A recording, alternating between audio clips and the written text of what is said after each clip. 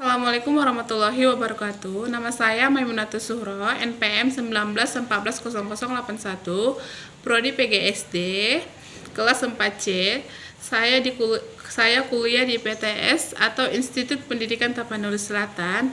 Adapun tujuan saya membuat video kali ini untuk memenuhi mata kuliah perspektif global, yang dimana jelaskan dampak globalisasi dengan contohnya.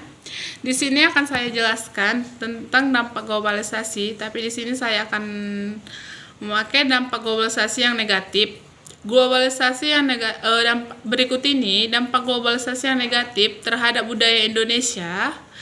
Sikap individualisme, kemajuan teknologi yang dapat menyebabkan seseorang melakukan sesuatu dengan mudah. Globalisasi dapat menimbulkan masuknya budaya negatif yang dapat menimbulkan sikap anarkis. Yang pertama, dampak negatif terjadinya sikap mementingkan diri sendiri atau individualisme. Sikap individualisme merupakan sikap yang terlalu mengutamakan kepribadian dan kebebasan diri sendiri. Hal itu juga menyebabkan munculnya sifat egois pada perkembangan negara ini. Masyarakat sudah ada beberapa, bahkan banyak yang memiliki sifat individualisme. Gaya hidup masyarakat yang seperti itu dapat menyebabkan hubungan solidaritas manusia dapat hilang. Seperti contohnya, kehilangan rasa solidaritas terhadap sesama, egois yang tak terbatas, kesulitan dan bersosialisasi, kurangnya kepekaan sosial.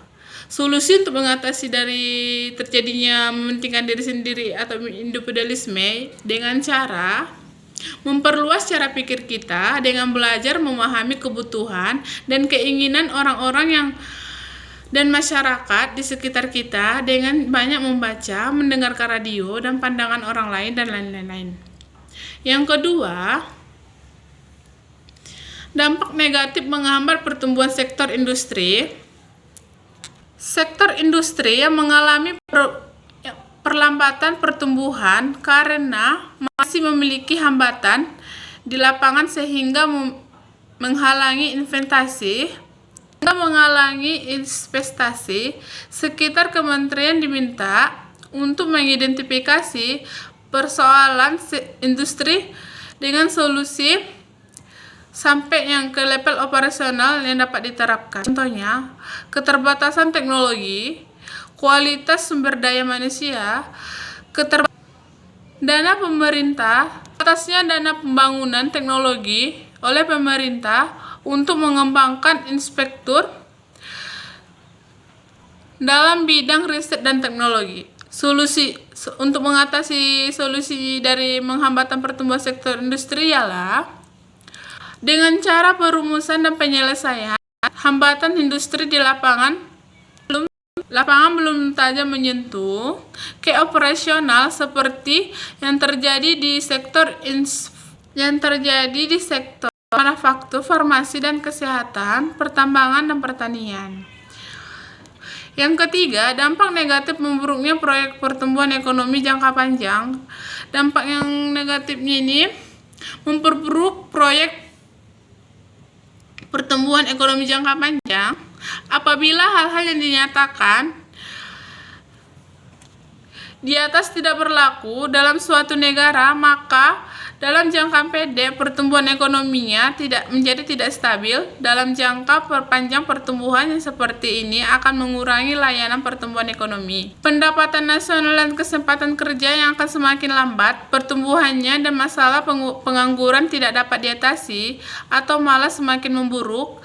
Pada akhirnya, apabila globalisasi menimbulkan efek buruk kepada proyek pertumbuhan ekonomi jangka panjang suatu negara, distribusi pendapatan menjadi semakin tidak adil, dan masalah sosial ekonomi masyarakat semakin bertambah buruk. Seperti contohnya, ekonomi yang menjadi tidak stabil dan mengurangi lajunya pertumbuhan ekonomi, pendapatan nasional dan kesempatan kerja yang semakin lambat, dan masalah pengangguran tidak dapat diatasi akibat globalisasi pun menjadi tidak dapat dana dari negara lain. Solusi untuk mengatasi memburuknya proyek pertumbuhan ekonomi jangka panjang dengan cara pemenuhan berbagai faktor pendukung bagi pertumbuhan ekonomi, dan penyerapan tenaga kerja, khususnya percepatan pembangunan infrastruktur baik fisik maupun non-fisik, pengembangan sektor ekonomi potensial yang berdaya saing tinggi dengan mengoptimalkan pemanfaatan teknologi informasi digital dan e-commerce. Cukup sekianlah penjelasan dari saya tentang dampak negatif yang saya pilih. Apabila ada kata-kata saya yang kurang baik dan jelas, saya mohon maaf. Saya sudahi dengan wassalam. Wassalamualaikum warahmatullahi wabarakatuh.